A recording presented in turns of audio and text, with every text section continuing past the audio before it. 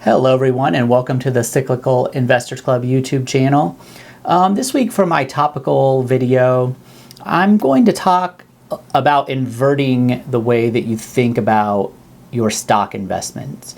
Right now in the market there's a lot of talk about new investors coming in, Robinhooders, SPACs, IPOs, direct listings, stocks like GameStop and so forth, where there's a lot of excitement, a lot of new technology, a lot of companies coming in that are disruptors, that are trying to shake things up and change the way that business and society operate. And all that generates a lot of excitement and a lot of new investors that don't have a lot of experience stock investing. And so I want to do a little thought experiment, a little bit different way of thinking about things for these, especially for the new investors. But this is something I constantly remind myself of and really have built it into my investing process. So that's probably the most important part. And here's the thing. Think about the last stock you bought or the last few stocks you bought, what you were thinking about when you bought them. It's almost always how much money that they're going to make you, how the stock is going to be worth more in the future, or pay more dividends in the future, or ultimately be worth more money for you in the future. That's almost always the thought process of people when they get ready to buy a stock or when they buy a stock. I found it's very useful to completely flip that on its head and think about what the potential losses could be. So I learned this from Charlie Munger, who is Berkshire Hathaway's number 2. He has a book called Poor Charlie's Almanac. It's pretty thick, and it costs a little bit of money. I think it was like 60 or 70 bucks when I bought it on Amazon. It's well worth the price though. And what he talks about in part of the book is thinking in both directions. So sure, we think about how much money we could potentially make on a stock, but you also need to flip that around and think about how much money you could potentially use. Now I've found it helps a lot to use a specific time frame so that it's not fuzzy. Now, in most of my analysis, I use like a 10-year time frame, but in your mind, if you just think of like a 5-year time frame, that's close enough where it's not into the fuzzy, distant future, but it's far away enough where you can think a little bit more rationally about what the real returns of the business behind the stock might be.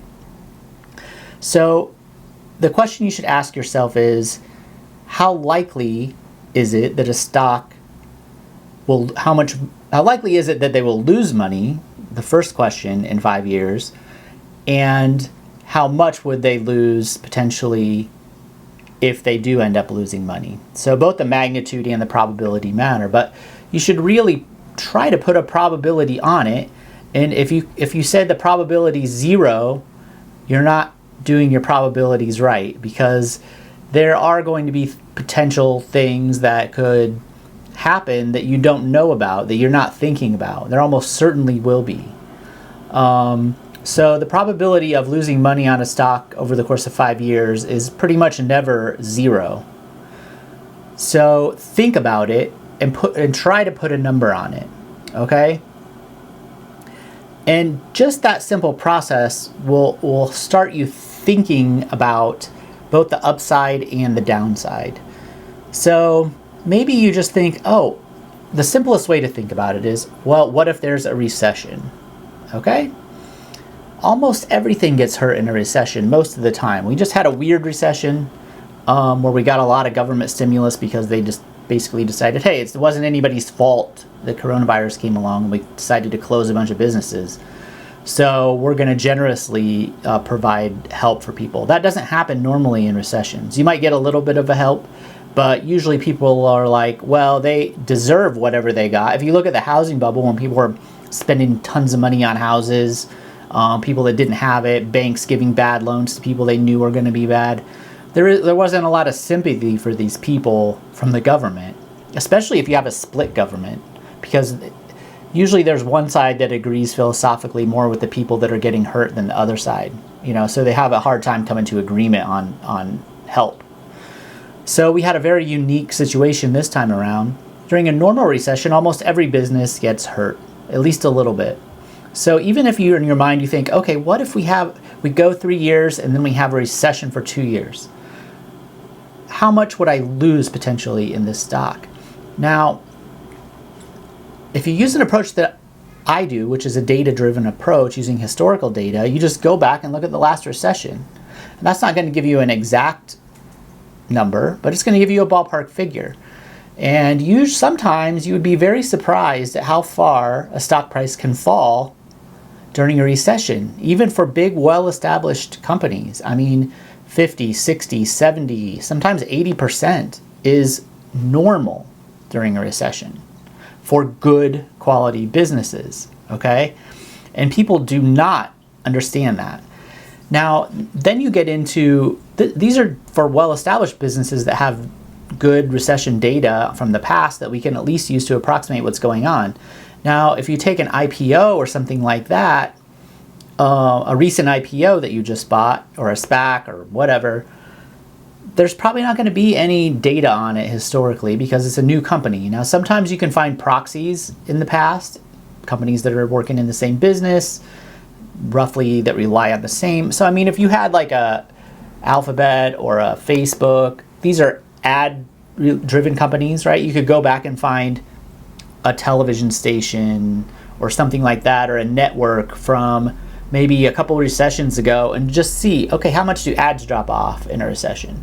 And then you can kind of get a ballpark figure in your head of what could happen, all right? So when you combine that with the valuation that you buy the company at, the basic valuation is just like the PE ratio. You can start to realize that it can be really dangerous to buy some of these stocks, especially if they're expensive and especially if we're late in the economic cycle and a recession could happen in the next 5 years. A recession can happen within 5 years at almost any time. In the 80s, we had like 2 recessions right in a row. It's totally possible we could have 2 years here coming out of this recession and then immediately have another one. That is absolutely possible. I don't think it's going to happen this year because we're still coming out, and probably not next year because we'll still have a year maybe of growth. But anytime after 2 years from now, we could have another recession. So you need to be thinking about that, and not just how much money you're going to make when your stock goes directly in the same path that you've seen it going for the last, well, nowadays it's the last week. People think that for the next 10 years they're going to do exactly what they did. But even if you're a little bit more rational, you can still be caught up in this pretty easily without thinking about the downside. And the most dangerous parts I've found are when there's no data, right? Because what happens is when there's no historical data, when it's a new business or a new company and they're doing something completely different, they're always going to tell you it's different this time, it's different this time. Well, it is, but you can still go back and just look at all the IPOs that have happened and look at their performance over the 3 years after they IPO'd. And when you've looked at as many historical numbers as I have, you realize just how dangerous. Even the best companies usually have a stock price lower than their IPO, or right after the IPO comes out, the price jumps for a year or two sometimes. And then usually by about year 3, once people start unloading all their shares onto the public, then all the big expectations that everybody has start to really not materialize, then the price comes down. And I mean, it's totally typical for them to drop 80 or 90% and to never recover. I mean, that's normal, okay? So my response is I just don't buy them. I mean, yes, if I was a really great investor, I could totally see the future.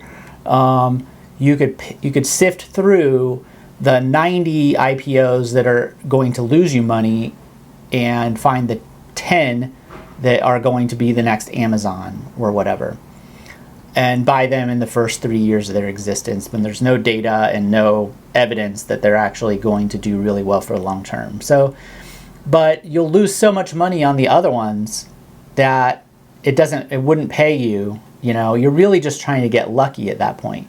So for me, I like to at least give it 3 years. Usually I give it 5 years. And then all the kind of initial enthusiasm has worn off. And maybe if I get lucky, there's some little bump in the road for the company and the price trades down and then I'm able to buy it. Okay? So, and the probability of me being successful using that is more like 80% or higher. So, do I want a 10% chance of success or do I want an 80% chance of success? And you really don't have to do nearly as much work that way either. So I don't spend nearly as much time working on stocks and trying to figure out what's going on when 90% of the time I know I'm not going to find the right one. Or maybe I spend a ton of time, I reduce that down to 50% chance. So when it's just easier to say, hey, there's plenty of other stocks in the market, I'll wait a couple years, see how this goes, and if the market gives me a chance to get in and it looks good still in 3 or 4 years, then I'll give it a try.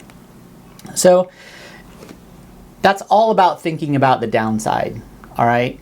If you're thinking about the upside, you are going to be buying all this junk, all right? And like I said, 1 out of 10 is not going to be junk.